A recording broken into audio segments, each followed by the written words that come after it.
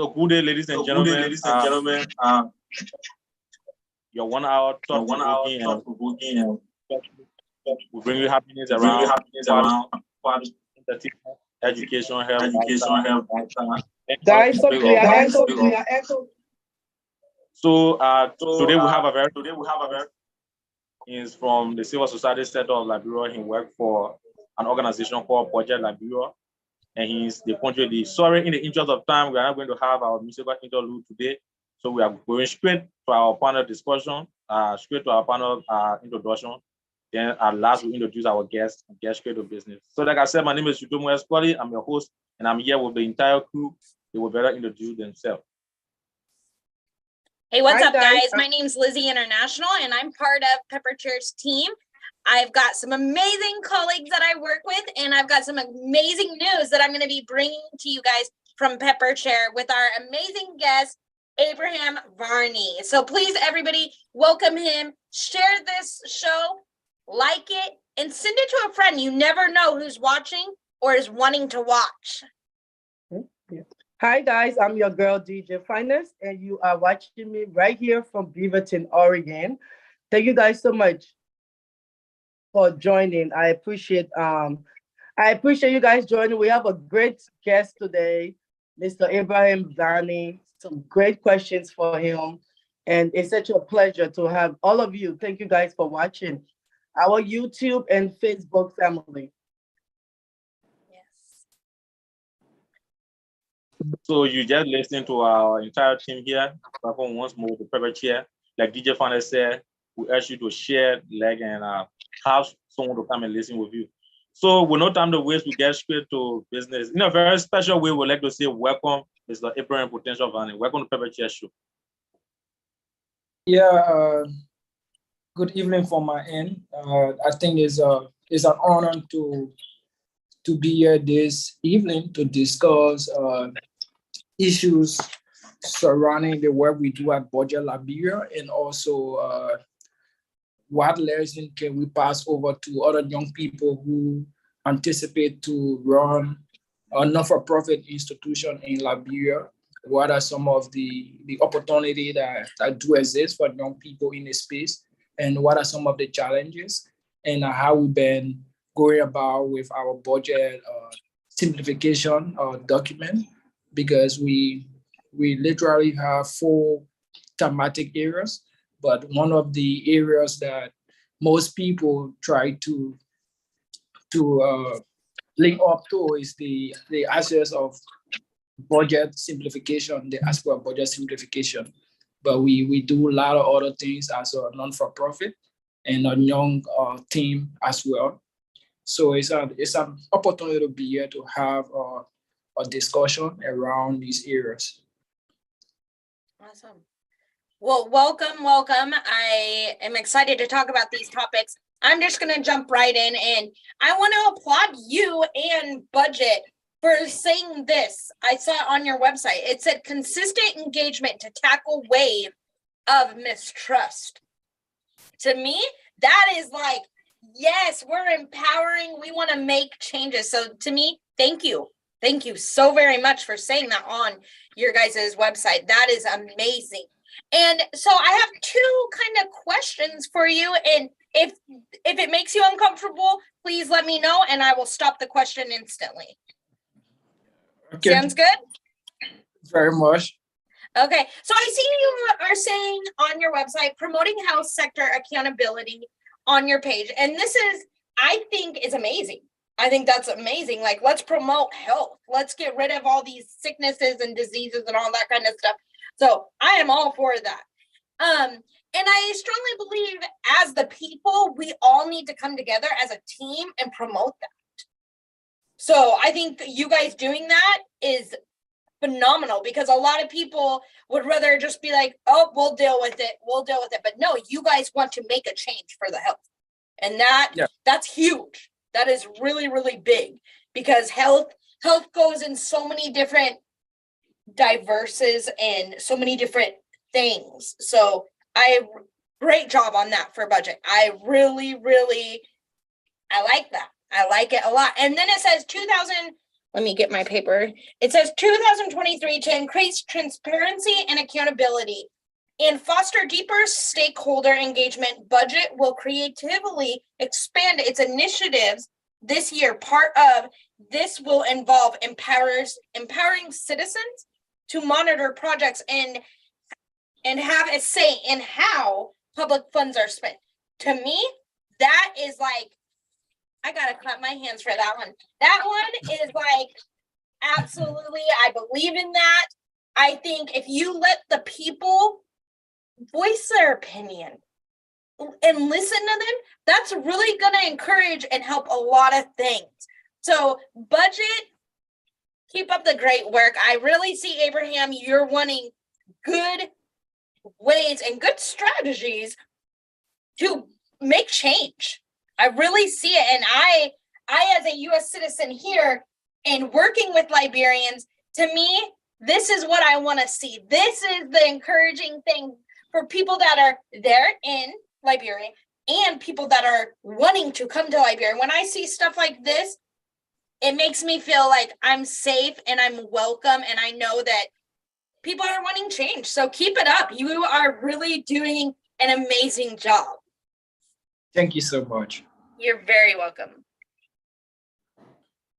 To say, like Lizzie, you just said, from what I've heard from Lizzie from the website, you guys are very concerned about the young people in Liberia.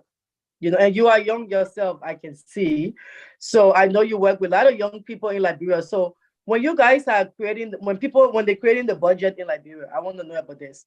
How are you including the youth? How are you making sure that their needs are included in this budget? And when we talk about their needs, we talk about healthcare, we talk about education, we talk about jobs, you know. How is the budget, especially this 700 million, how is it going to bring jobs to our Liberian, the young people?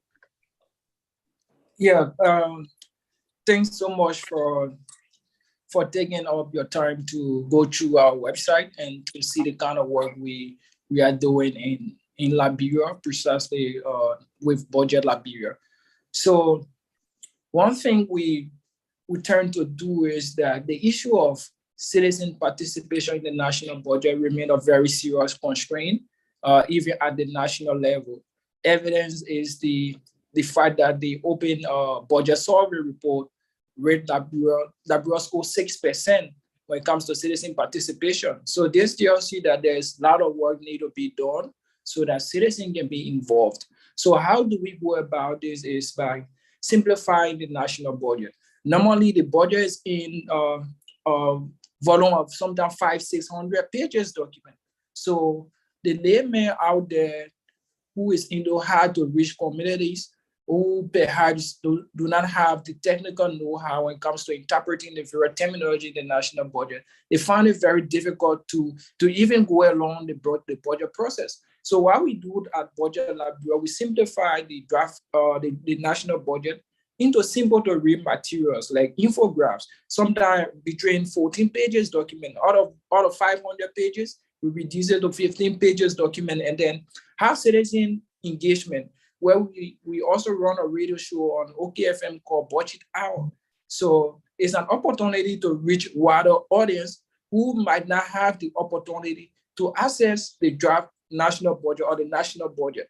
That's one thing we do. So we got a feedback from citizens through our town hall meetings and bring forth this feedback to their representatives, our lawmakers, and tell them these are the aspirations of the people. Because if you understand the current approach of the national budget, it's a top to bottom approach. When I say top to bottom approach, the national budget has been developed in the capital city with the anticipation of affecting the people in the rural area, in those areas that are hard to reach. And we are saying no.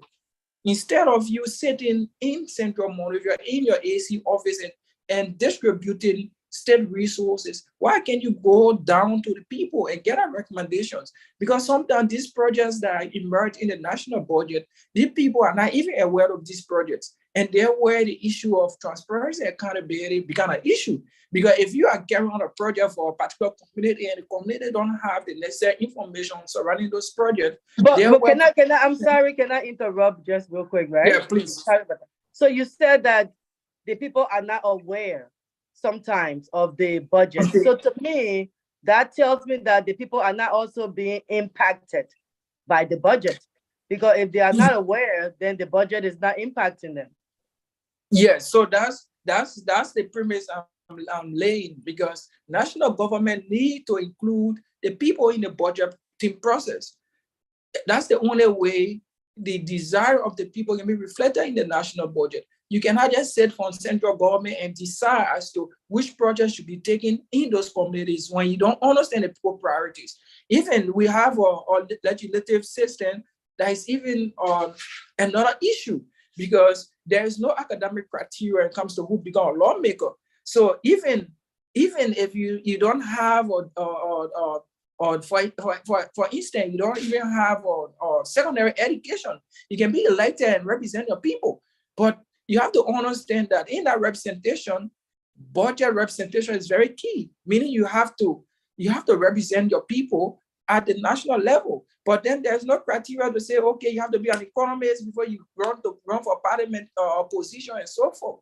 So how do we make sure that even though we don't have the capacity when it comes to knowledge in those areas, but yet still our citizens are informed? And the only way you can do that is to have town hall meeting with your people. When the budget has been submitted, you go back to your constituent and tell them, okay, this is the draft budget. These are things that are in the budget. What's your take? What do you say about it? Then before you can take this recommendation from your constituent and take it to the parliament to debate about it. But in most cases, this is not happening. Citizens are not aware. Even more projects in the national budget are being funded by state resources. Politicians end up making our people believe that this money are coming from their pocket instead of taxpayer money. Exactly. So exactly. The solution to that in that range, what is the solution? In terms of citizen participation in the national budget? Yeah, sure. Yeah, so the first thing we all need to do as a citizen, we have to first understand that when it comes to governance, it's not just about election. Many Liberians feel that, okay, when it comes to participatory governance, it's just about election, but it goes far beyond election, because mind you, election is a one-time process. You go and cast your vote, and whoever win the election. But now the problem here is how these resources been allocated. So citizens themselves too have to create the appetite for this information, because it can be very much disheartening to tell you. Sometimes we go to this community to educate people, and they're like, and so what? They don't really care about it. But it's very much welcoming that citizens now taking on the initiative to bring government accountable. Like the situation that is going on right now in Bon County around the health center in Bon County, where money was allocated for that health sector in 2 different budget years. But up to date, there's not a single structure in Bon County. So what we do, we tell people that we empower citizens and support national government. How do we empower citizens? We empower citizens by giving them the information like, look, this is how much have been allocated to your district or to your county or to the health sector or to the Ministry of Education. So it be upon you as a citizen now to do follow-up. And we also support government, because by disseminating this policy, it's the responsibility of government to disseminate that fiscal transparency policy. But we budget like will come in by helping national government to simplify this document, just as it is from their website, which is the Ministry of Finance website, where we take our raw material from and simplify and give the citizen. So I was going to ask you how that is real, because for my research, I've been seeing most Liberians saying that the Ministry of Finance do not have a script website where you go and read and get some information. How is that possible that you are getting your information from the Ministry of Finance? Yeah, so those who share that view, I would tell you that they are not wrong, because what happens, even us who work in the CSO space, right, when it comes to the budget document, when the budget is in a draft stage, per the public financial management law, it should be made public. But unfortunately for you, this document won't be made public until perhaps it has been approved, then before you see the draft budget. When the draft budget has been the approved budget has been implemented maybe for 6 months before you see the approved budget. So there's always that kind of rigmarole around the access to information. But right there, it's on the website, but sometimes the information become irrelevant. Like if you were approve the budget before you put a draft budget on the website, it's not relevant anymore, because the draft budget should be there where people can critique it and tell the people that, okay, these are recommendations we want to make in the budget. But when it's been passed into law, it's become a law. There's nothing can be changed about it. So if you put a draft there while there's an approved, and you put it approved, after 6 months you execute, meaning the information is not ready relevant. So that's why we keep calling on the Ministry of Finance to make this information public. Because one thing about it, if you make the information public, it helps to reduce the issue of misinformation among citizens. Because if the citizens don't have the information, they speculate about anything. It becomes very easy for people to tell the citizens that, okay, government is cornering your resources, there's corruption there. But if the information is made available, they themselves will be able to say, no, as per the Ministry of Finance website, this is what have been allocated for this project and so forth. But if the people cannot have the information, they speculate and they provide, there's a whole lot of misinformation in the public there. So we just appealing to national government that the issue about making the information public is something genuine, is in our own interest. Let me ask this question before I forget, right? So I'm glad you said something about the government, because I was going to ask you about your affiliation with the government right now in Liberia. So how are you being funded? You are non-profit. Is the Liberian government funding this organization? Yeah, so firstly, we are non-governmental, non-for-profit. We don't take money from national government. And the essence of that is to bring up a transparency in the work we do.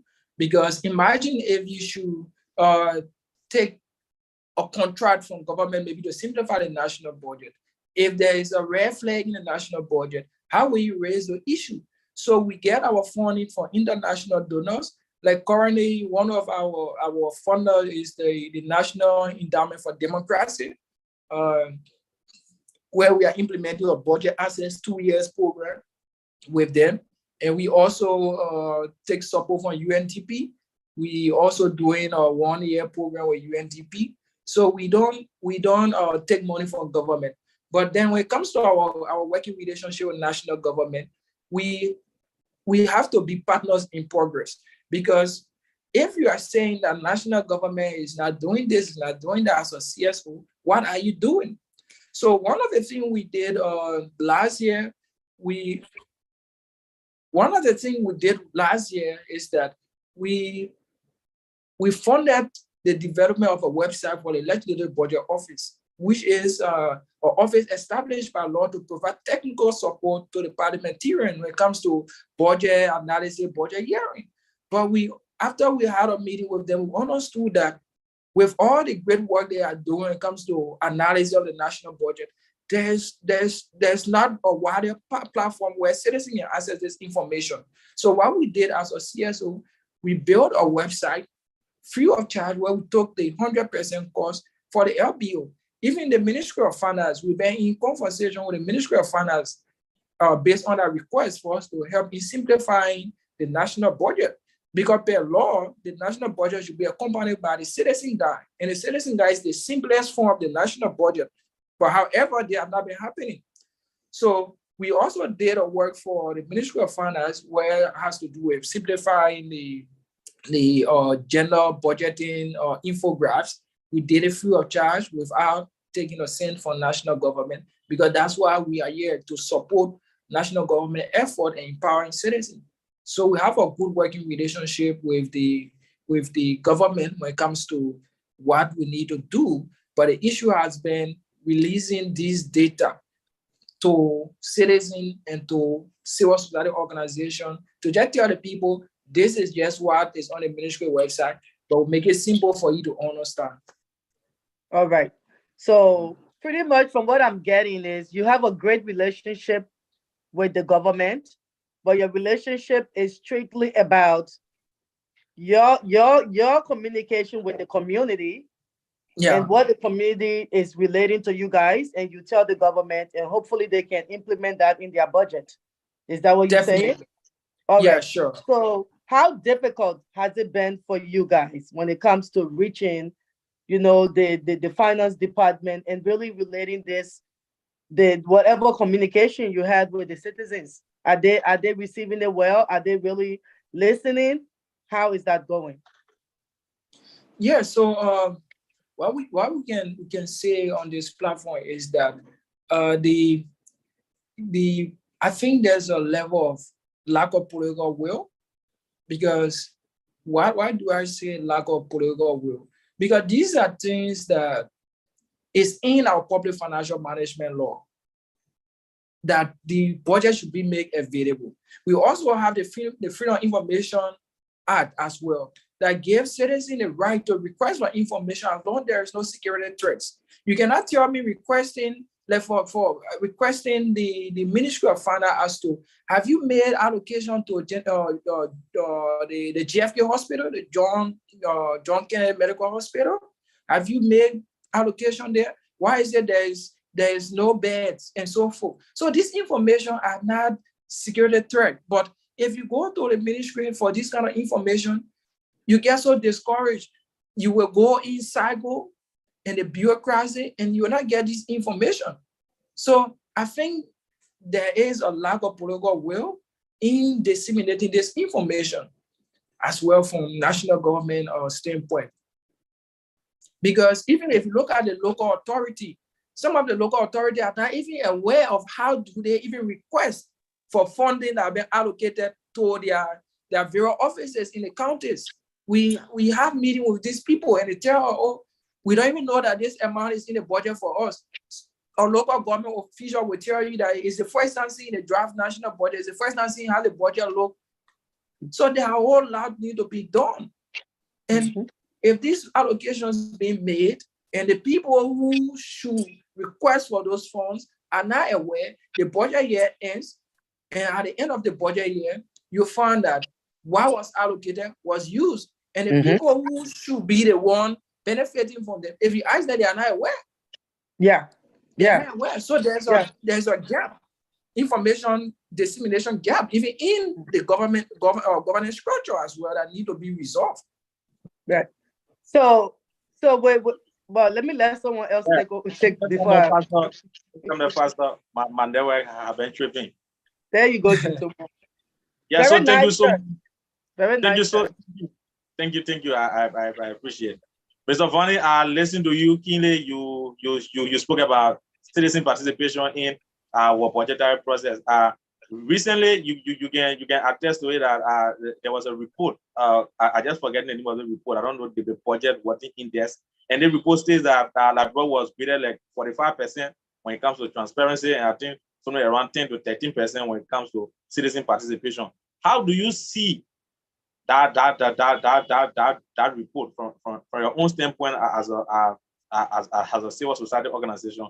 And another question I want to know, some part of this year, I mean earlier last year, Budget Liberia have been working on the COVID-19 transparency and accountability project CTAC, and you earlier launched Tracker in Liberia. I want to know the workings of those projects and what you hope to achieve as an organization affiliated with. Yeah, so we start with the question that has to do with the report, right? If you look at the percentage, 46% comes to transparency accountability. How will you don't have that school? Imagine a budget line is not even clear. You'll find, for instance, a budget line will tell you 1.2 million to agriculture, supply chain, value addition. How do you track it? At the end, you don't track those kind of things. They will tell you 2 million for COVID-19 administration. What is COVID-19 administration? So there will always be a transparency issue, because if you specify, for instance, you say 2 million to procure XYZ number of COVID vaccine, it becomes something that is measurable, it can be tracked. But if you just say 2 million for COVID administration, how do you track it at the end of the budget year? You said 3 million for loan for rural women. How did you arrive at the loan? What was the criteria put in place to select those who benefited from the loan? How do you go about counting it? How many number of persons are you giving the loan to? What's the location of the place that you are giving the loan, so that you can go and validate these things? But this is how the Liberian budget has been crafted year in, year out, with ambiguous names, budget line that cannot be tracked. And at the end of the budget year, you cannot track it. Now you talk about some of our initiatives, like for the tracker. That's one reason we introduced Tracker. Tracker is an online platform that gives citizens the opportunity to flag projects that have been earmarked in the national budget at their community levels. So how does this platform work? If you are in Bond County, for instance, and there's a road project in Bond County that perhaps have been abandoned, but then there's money allocated to that project, all you need is you go on the platform, fill in a meaning form that tells about the project need, location, and so forth, and automatically the relevant authority for those projects will be automatically tagged into those into the post, and then we from our office can be able to make follow-up asking for information. So the reason of this, we found a lot of abandoned projects within communities where citizens are not aware, politicians feel they are doing good for them, they feel that it's their own personal cash. So this platform helped to resolve some of these things, and currently have been piloted in 3 counties, Mike-Gibby, Grand Bassa, and Bond County, and we hope to expand it to other counties. Then we'll have the CTAP, COVID-19 Transparency Accountability Project. And the essence of the project, we all observed during the Ebola pandemic, where there was a lot of money that came in, but then at the end, the report that came, there was a lot of money mismanaged. So when COVID-19 came, we said, okay, how can we also make sure we don't see the reoccurrence of misapplication of funds, right? So that's how we initiated the COVID-19 Transparency Accountability Project. The first phase was about tracking money that came in, also palliatives that government was undertaking to minimize the burden, the economic burden that came with COVID. And we also tracked the stimulus package, the honorary package that was given to private school teachers.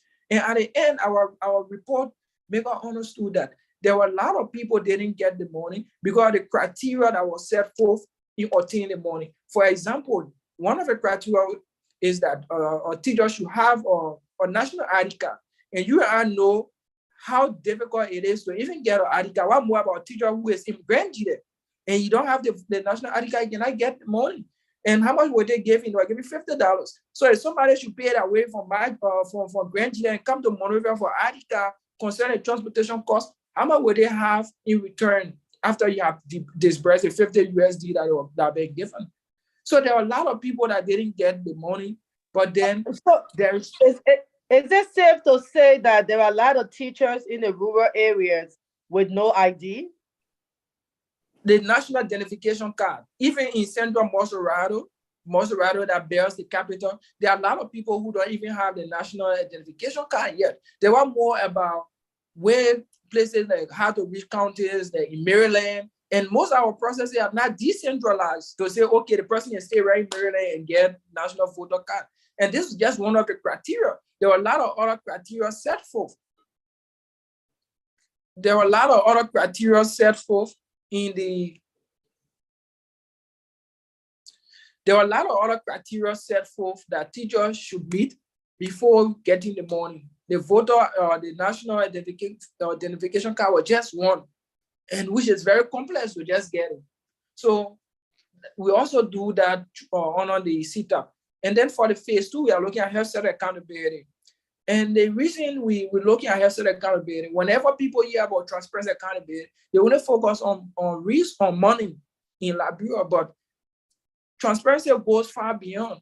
Like for instance, you go to a health facility, there's no drug in those health facilities.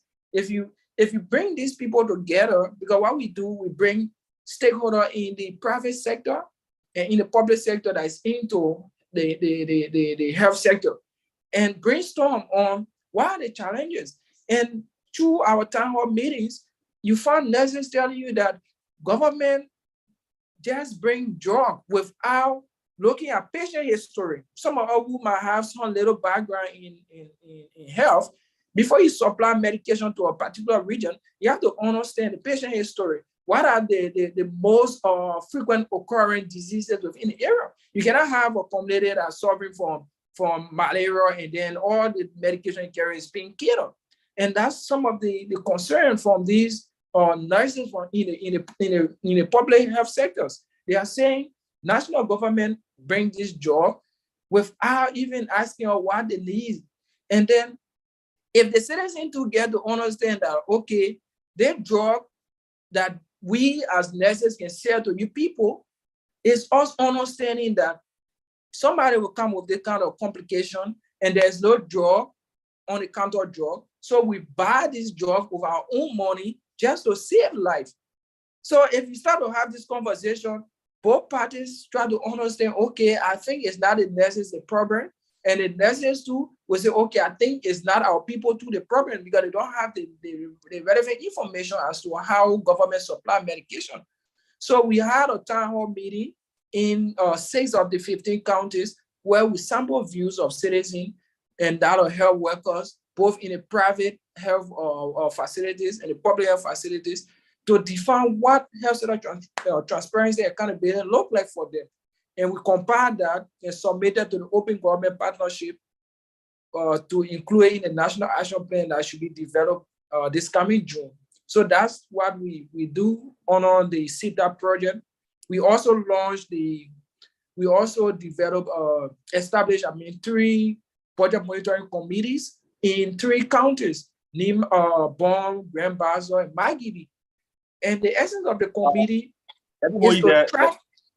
Yeah, go ahead. Yeah. Let me go there, Mr. Vani. You have been very explicit on CETA and other projects that they track. And interestingly, it's good to know that I've been in the county and I've been around and I'm a witness to some of those working. So this is my concern when it relates to our current national budget, our current national draft budget. It's in the tune of something like 700 million plus. Mr. Vani, from your own technical look, our current budget is at a place like having 60% on recurring as expenditures. That is expenditure like salaries, benefits, and we have a very low percent on what we are estate investment, or as we call it, capital as expenditure. From your own technical point, is it development friendly to have a kind of budget that plays more premium on salaries and benefit? You think what will be some of the negative implications of such a huge budget? And I also want to know the revenue aspect, because budget is a two-way street. Where you have to generate, it's not just spending money, you have to raise money, revenue and expenditure. Do you think Liberia has the economic strength right now to raise the tune of 700 plus million, because we don't want to have a budget recast again? Do you think that is possible? Yeah, thank you so much. So these have been our advocacy over time. You cannot have a national budget and 90 to 95% of the total budget goes for recurrent expenditure, meaning just to run government offices, salary, and so forth. Then you have a minute portion of the national budget, like 8%, 9%, going for investment. And even if you go deeper into that 9%, some of the things that they even consider as a capital project are not capital project. Now you look at the current budget size, which is around 700 million. Out of that 700 million, you have little of 153.9 million going for public sector investment. What's realistic? What's the realistic part of this whole thing? 700 plus 700 million budget, and you only have 153 going to capital project. And if you look at what are some of the things they consider as capital project, you'll even be shocked. Like, you cannot tell me this is a capital project, right? You cannot tell me that some of these things are capital project. So let's consider go a little bit in depth when it comes to the budget for this year, right? You have all of the 153 million that have been allocated for capital project. You have 33 million going to transparency accountability sector. And do you know what is being captured under that as a project? Election. So 33 million going for election, he says, a project. How can that bring about something? And then it will interest you to know that this draft national budget, 0% was allocated to the agricultural sector. 0% when it comes to public sector investment to the agricultural sector. Let me just put it funny. DJ Finance. You have restaurant recent, so I hope you know what that means. Yeah, go ahead. DJ Finance, are you hearing that Isaac, Man Lizzie, are you hearing that this current national budget will have, like, say again, Mr. Vanny, 0% going where? The draft national budget on public sector investment plan, the agricultural sector benefited 0% when it comes to allocation. So there is no public sector investment in the draft national budget for agriculture. So we don't. Is it because they already have given funds to the agricultural sector and they misused it? Like, what would be the reason? Because from what I know, agriculture is such a huge part of Liberia's revenue, right? Bringing revenue to our country. So how can agriculture not be in the budget? Yeah. Like, how can they get away with that? Is what I'm trying to figure out. Yeah. So in public budgeting, you first have to look at resource prioritization. How do you prioritize sector? Why would you want to allocate? Why would you want to allocate 33 million for election, but then you don't allocate anything? Okay, so can I pause you right? Sector? Can I pause you on that part? Yeah, please. Okay, so I can tell you guys are a little upset with the 33,000 being put for the elections, but you have to remember this. As I'm I'm here. So when it comes to elections, you have to put money into your elections. You have to.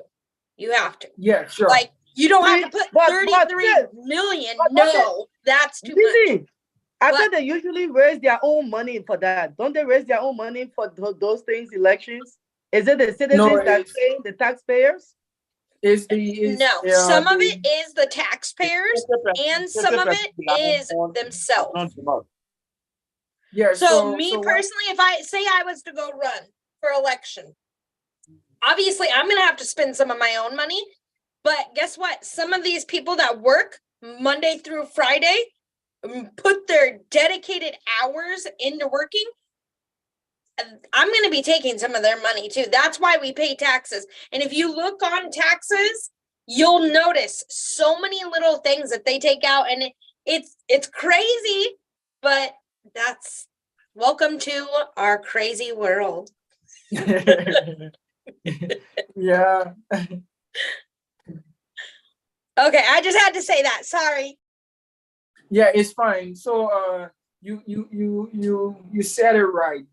There should be allocation for election, but we're just trying to draw the picture as to what our government official, elected official, appointed official take as a priority is more of what benefit them most. Because if there's no allocation for the national election will not go on, and then they will not be able to retain that seat or maybe get re-elected and so forth. So we are just saying that there should be prioritization. Liberia has affected us all. Of most recently, we experienced a shortage of rice, our staple food. We still import our staple food. But then how will you drop an entire budget for 1 year and there's no allocation to boost the agriculture sector of the country? And you have other allocations that should be even sent somewhere else. Right. So that's what we're saying. What's the prioritization? How do you come up with the allocation of resources? Because if the citizens are involved into it, nobody will tell me that even Tutumo that's on the call that you would not want to advocate for Liberia to be food sufficient. Everybody will want that. Mm-hmm. What about the 2 million that Liberia spends, I think, every year to purchase rice, right? Yeah, so we are saying you cannot keep, because it also boils down to the budget size. We have seen an increase in the budget size, but there's no new economic activities. Mm-hmm. So if you're not exporting, so how is the budget size increasing in the midst of pandemic that other countries who even had a stable economy got down on a knee economic wise? So how Liberia, a country that 100% depends on import instead of export, why the new economic activities? Are they increasing taxes? Because if you increase the taxes to generate more revenue, what happens? The citizen pay indirectly. Life gets difficult for the citizen whose basic goods and services prices will increase. So we are saying try to diversify the economy and don't just focus on exportation of raw materials and so forth. Some of these companies who are exporting raw materials, why government can demand them to have manufacturing plants that will create opportunity, that will create employment instead of exporting raw material? We have Firestone here. Firestone have been exporting rubber years in, years out, but there is not a single factory to even manufacture rubber dishes. And let me just hold you there, Mr. Vanny. Yeah, that's a concern, and you really scratch it right. The issue of adding value or creating a value chain to the kind of export that we do, like the case of Firestone. The other day, DJ Finance talked about it here on our show. Firestone have been a very long-time concession. It did as far back as the day of Charles D.B. King, and up to now, you still see people working for Firestone. I'm not saying they are not getting money, but relative to what Firestone gets as a company, and what it also gives Liberia in terms of livelihood for workers and in terms of value, it is very, very narrow. If you tend to look at the disparity that now rubber tire is still high in Liberia in terms of price. Rubber DJs, people still live on Liberia, go to nearby Africans to go and get them. Yeah, rubber slippers and so forth. And why will Firestone as a company and in the middle of other concessions that work in that direction? Now you buy juice in Liberia very high. You buy rubber DJs here high, and we have the raw materials. So and another thing I would look at, do you think there is need that we have a state-owned production company? Is it necessary to have a state-owned production company that they still having your own rubber plantation that will not just be producing raw material, but transforming it into finished, that is still having our own national orange farm, that transforming oranges into juices and things like that? Do you see that as another means of income generation? But before coming to that, Fanny, I want to clarify this about the rubber plantation, Firestone, and the government. But we have been hearing some of the issues in school that the government of Liberia signed a contract Firestone, I think 160 years or 50 years in between there. So how is that possible that the government can still control the company that signed a huge amount of contract on long term? How can that be possible?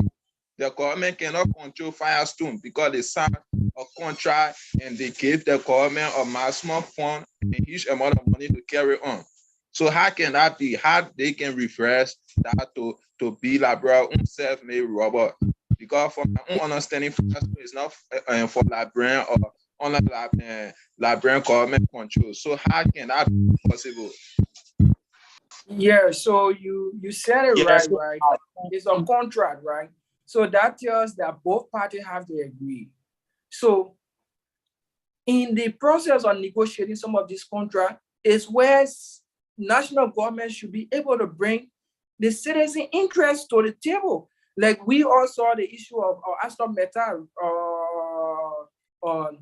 agreement when they're trying to renew it.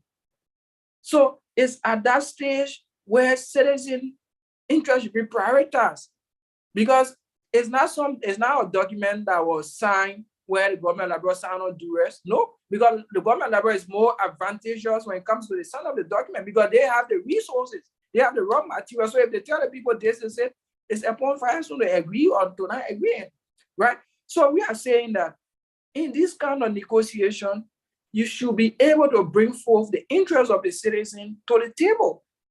You cannot have what's so much about it that they don't have a manufacturing plant. Is it that the workforce is low? Is it that Firestone has absorbed the entire workforce of the country? We say no. So it's not just for Firestone, but other funders that comes in, like our government will have priority area, but then you'll find out one international donor will come and bring money that doesn't really affect the agenda of the country. Maybe the people looking at something different, and then you bring in money for different sector or for different activities. So national government should be able to even tell the bilateral partners as it relates to what the agenda for the country look like for this year. If you feel you want to support the national government, we are focusing more on agriculture. So whatever fund you bring in should go towards agriculture. If you want to support, these are sectors that we need support from, instead of donor deciding as to what they want for that money to be done. And they bring this money and they bring experts that take 90 to 100% of the money back when we have the labor force here. So that's just our point around this. We're not saying that Firestone is wrong, because Firestone is now a humanitarian organization. It's for profit making.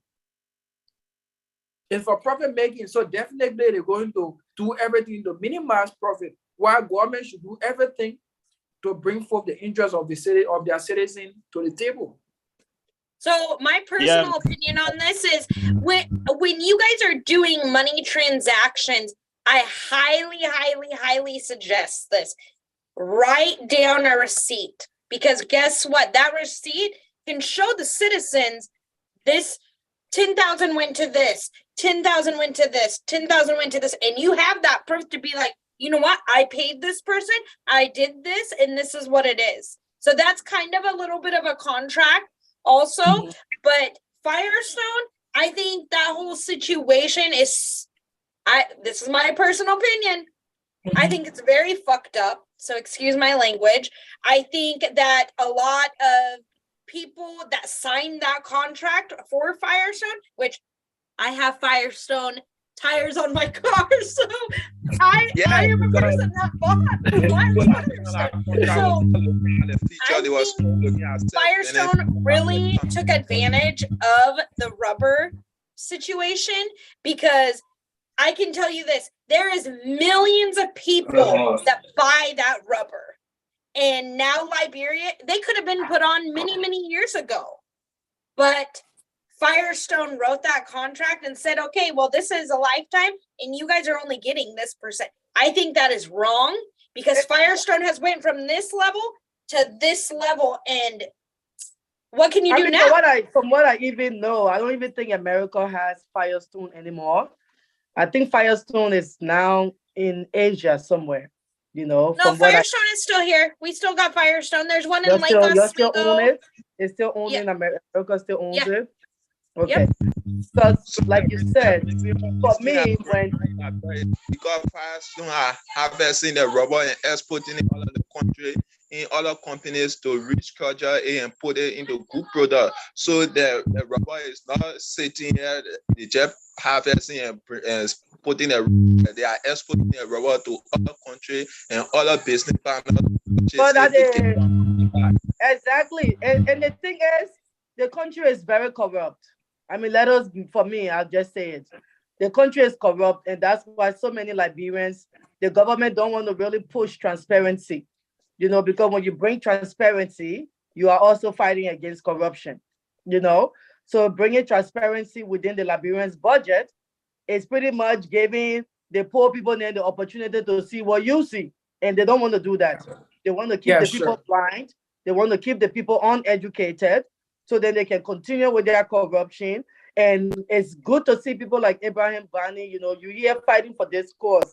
My thing is, in Liberia, I don't know if we are capable, the people that are in government right now are capable of doing anything someone like you, Mr. Bani, you are fighting for. And that's really where the sadness kicks in for me, because we're talking about a system where we have teachers that are not even PhD graduate, they don't even have a bachelor degree, and they are teaching. So I don't think we are yet qualified in Liberia to give the Liberians what they truly deserve, because we are not hiring efficient, leaders. We are not hiring people with the adequate background. We just put in who we want to put in power. Our lawmakers, are not, and this is not about CDC or anybody. It's just what's going on in our country. The same way when we make the deal to sign that Firestone contract, Lizzie, they were not thinking about the future of Liberia. Yeah. You can tell me you were thinking about the future of Liberia, you signed a contract for $1. And then Madame Talib came, and then she made it $2, from what I heard. Yes. So my thing is, our leaders not thinking about our future.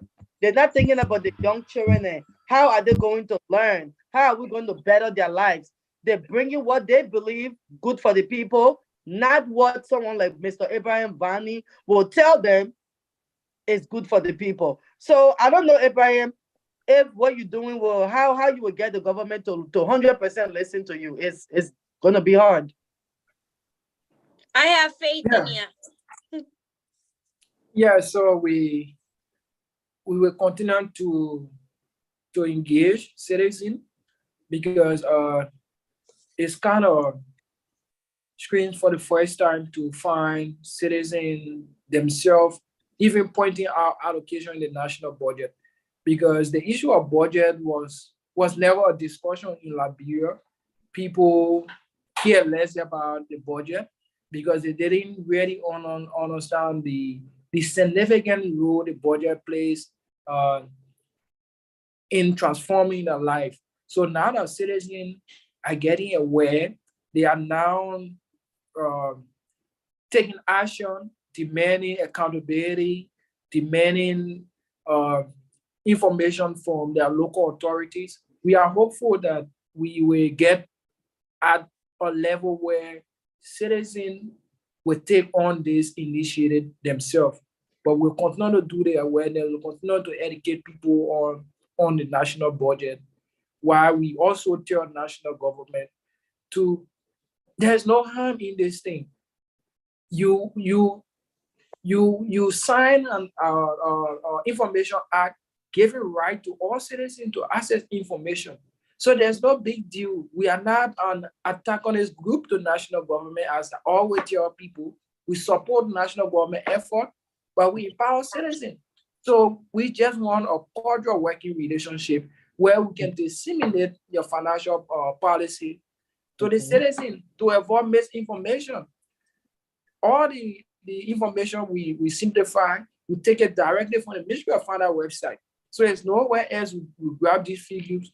We simplify this information just according to the data that you provide. The only thing we do is that we make it more easier for anybody to understand what is going on in government. So we will continue the advocacy, we'll continue the civic education, around this, and we are happy that it's now taking a national stage. People are now talking about a budget. Like even of recent, there was a heated deliberation at the level of parliament when it comes to the budget package, because we transitioned to a new budget year. Before, our budget year was now a calendar year, but now it have transitioned to a calendar year from January to December. And you understand that since then, it was just last week the budget was passed. But then we have gone with January, we have gone with February, even though there are provision within the public financial management law that gave government the right to use 1/3 of the budget size. But then it's not clear as to the 1/3 whether it will go for whether it will go for salary or go for a project. That is something that is not clear, right? So the information is there. We are just trying to amplify government voice and tell the people this is what government is doing, this is where government is going to take the money from, this is how government is going to spend the money, and these are the relevant authorities that are responsible to execute SYC project. And that's just the work we're doing, and we keep doing it. It gets disheartening at times. You go to community people will not give you ears. Sometimes they'll even call you, or opposition, somebody will call you that you are pro-government group and so forth. So we hear all these things, and the reason we hear them and continue because of diversity. People see things differently. But as times go back, sometimes even at this time of media, it gets so interesting. Some of the people who perhaps will be pro-government, when the conversation start going, they start to see the budget lines, they even get irritated with it and say, no, the people spending a whole lot. You cannot spend the amount, So it's just about education. Yeah. The moment you educate people, they make refined decision. And this is what most politicians don't want to do. They don't want for people to be informed about these things. They keep the people in the dark and make it look like they are providing favor for them, or they even make this information to be something very big. Marriage should not be. Anybody should access it. Not Abraham Vani alone, even a layman out there who is selling cold water down the street can be able to access this information because they are paying taxes directly, indirectly. These are the money. It's not your money as a government official. It's the country resources. But before you leave, let me ask one last question from my end, please. While the tax is to then in return. Yeah. Come again? I said many citizens in Liberia are saying they are paying tax, but they are not saying what is coming after the tax in return. Giving tax to government, but the government is not giving back to them. So these are some remarks from citizens I've been hearing over the past few days. I also want to know though, how many citizens, like we just did the census in Liberia, like when we talk about tax-paying citizens, what is the percentage of tax-paying citizens in Liberia? Yeah, I'm not ready exact on the percentage. It's something that we research on and get back. But however, from observation, those that are paying tax is very low because there is even not much awareness on the tax payment as well. Even we that are running NGO, we find it even difficult to pay our own taxes because you go sometimes the system, you even have to expedite your own tax that you're going to pay in government revenue. So what more about somebody who not willing to go and pay tax? What mechanism put in place? There's no mechanism to make sure that everybody who is so they don't even want to take the citizen money that want to pay taxes. The system so even the mechanism, what mechanism being put in place to track everybody who is working to deduct that income tax. So even the LRA depends on you as a taxpayer to decide as to what the tax should look like for the month, and which should not be the case. They should be the one giving invoices, building citizens, building institutions, building businesses like this is your task. But it's not the case. You carry a payroll and tell LRA this is the salary bracket and so forth, and do that math. And you do payment. Not just that it's like. But like other countries, there are systems put in place for those taxes. And nobody will be encouraged to pay tax if they are not saying the dividend of the tax, of the money they are paying. That's another thing. So government have to do more, encourage people to pay their taxes, carry on civic education around the tax, and let the people, if you put one structure down using taxpayer money, let it be spelled out. With that, people will start to get trust in government and say, oh yeah, at least our taxes are working. But then our project will be implemented, quote unquote, they will say, oh, it's the president. So the people feel like, okay, it's the president who money, but they'll not tell the people, okay, this money is actually taxpayer money, and this project have been implemented with the taxpayer money. With that, people will say, oh yeah, something is going on. But everything, whether it's a personal project or it's a government funded project, is something that still remain unclear among a lot of people. There are a lot of speculation about projects around the country. Education is the bottom line. Yeah, we got to educate our people. So you got a lot of work to do out there, and you know that you already started, and you're doing great. Yeah, you got a lot of work. So you have a whole team over there. You got a lot of women too on your board. You're supporting women. Yeah, so we actually are very young and small team. So what we do, we work with other CSO and CBOs in those areas that are running our project. And thanks to Tutumu, who is always coordinating our Bond County office in Bond County. So we work with a lot of young people. So far, so good. Our team, we are all young people. Everybody is below 30 and 31.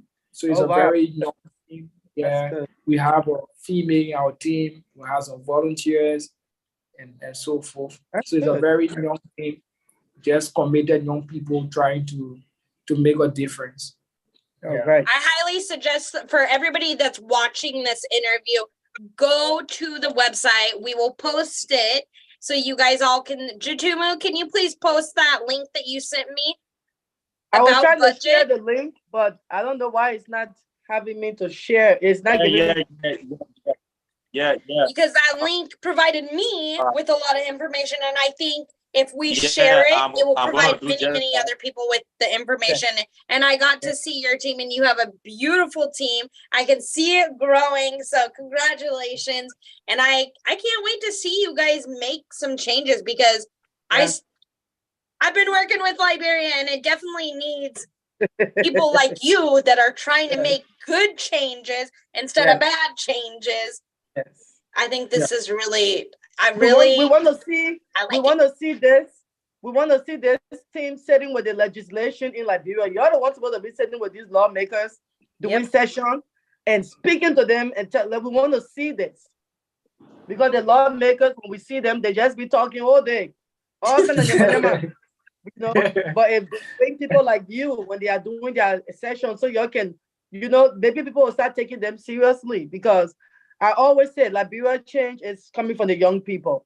The old people don't have the change Liberia needs. So to have you and young, it shows hope for our country. So thank you. And you're educated, and you educate the people, and that's a huge thing for people, because there's people like me, I don't know anything about politics.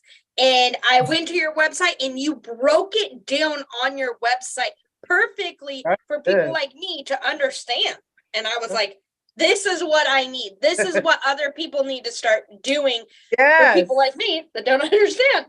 So get it right. You got it. Yep. Well, you sound like you understand. Yes. The website broke it down perfectly, and that's what's I think it's a great website. That's great. Yeah. So Bishop, do you have anything else to say? Is Bishop here? I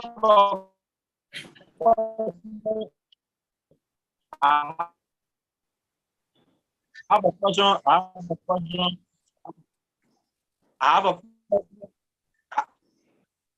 His network is really bad. Your network, sorry about that. Yeah, I have a question. Can you get me now? Yeah. So, Mr. Vani, I will, as a country is a signatory to a lot of documents. Long before the coming of President, we had to power with President Serif, like introduce first the agenda for transformation. The network is very bad. Sorry. Yeah, the network is terrible. Network is bad. Sorry. And he was asking a very good question, I believe. All right. Well, Jitumo is not. Hopefully, he comes back. Isaac, are you on? Lizzie? Yep, If I'm not, on and Isaac is here. Bishop is back on. All right, Bishop. Bishop, we're gonna wrap it up.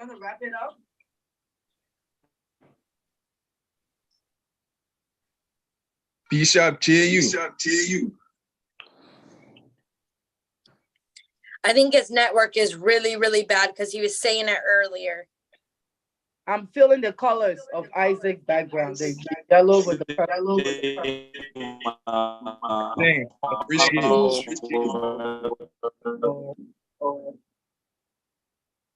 Sorry, Jitumo. So Jitumo, yeah, Jitumo, your network is not working appropriately, and it's cutting out really bad. I don't have a lot to say.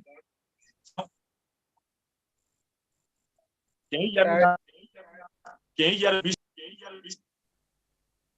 All right. I can hear you a little bit, but you're I cutting in and out. I would like to know the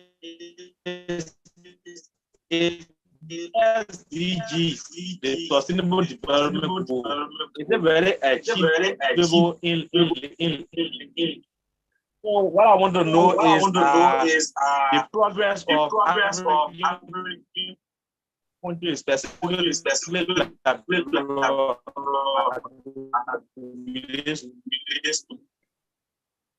He just fell off again. Poor Jitumo. Sorry, Jitumo. Our host for today. Welcome to Liberia. Yes. But anyways, since off, we can still just continue the show because I think we've been over the time. So, Mr. Vani, is there anything you want to end the show with that you want, like how people can contact your organization, all of that stuff? Yeah, so we just want to say a very big thank you to the team for bringing all on this platform to share the work we share. We feel that we can do more because currently we are just operating in four of the 15 counties because of a budgetary constraint. So we looking forward to other international institutions who could support the work that we're doing so that everybody within the Lemon Bravo Liberia can be able to access the national budget so that with that, it will help resolve a lot of issues. You get to understand whether the health sector is improving or not because it only happens when you prioritize it to allocation of funds and so forth. Because the budget, I think the budget is the first most important document that we can use to make a change. Because there where government tells you how to generate money, how to spend it, and so forth. So we are just calling on other international NGOs who provide funding for organizations like Budget Liberia so that we can expand our work into other part of the country. Like tomorrow, we'll be having a budget info session. So we will be bringing together 25 university students, wherein they would be provided the opportunity to learn about the draft national budget and some of the legal framework and policy that govern the transparency accountability space when it comes to public finance. So we'll be having that event on tomorrow at our office at Carey Street opposite our campus. So we are open for more partnership. We are open to scale up our work.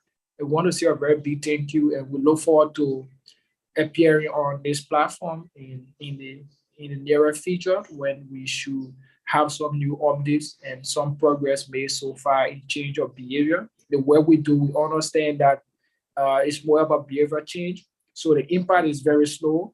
It's unlike other institutions that work has to do with tangibles, like building our handphones and so forth.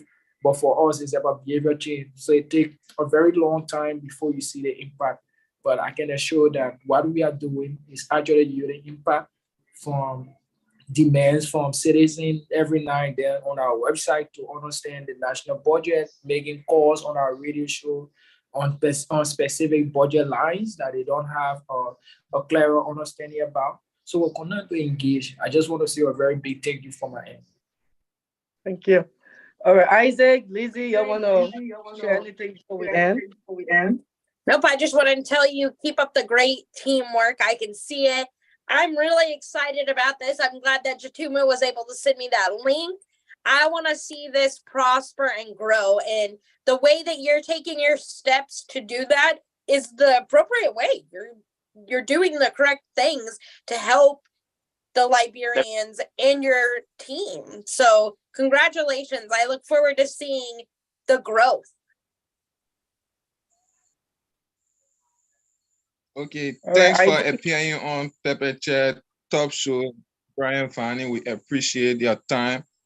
Hope you carry on this good art and good work in the future, because I always tell my team that we, the young folks, are bringing change to Liberia soon.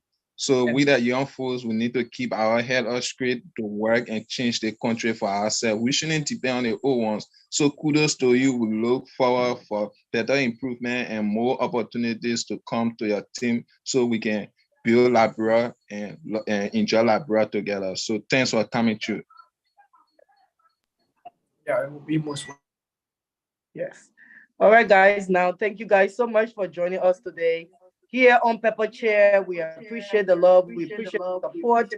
Again, don't forget, we'll be back on Wednesday. We'll be back. Yes. Same time, right here, doing what we love to do. Your girl D. Finest. And thank you for tuning in. All right, guys. Bye. Bye, guys.